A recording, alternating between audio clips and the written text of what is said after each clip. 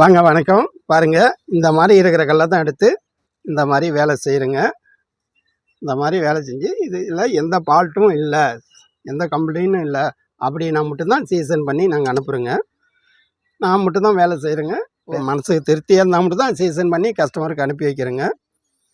பாருங்கள், இதை செஞ்சு கொடுக்குறோன்னா ஒரு ஆர்டர் கொடுக்குறீங்கன்னா 10-15 நாள் ஆகுங்க. ஏன்னு கேட்டால் நல்ல கல்லாக பார்த்து வேலை செஞ்சு நாங்கள் அனுப்பி வைக்கிறோங்க.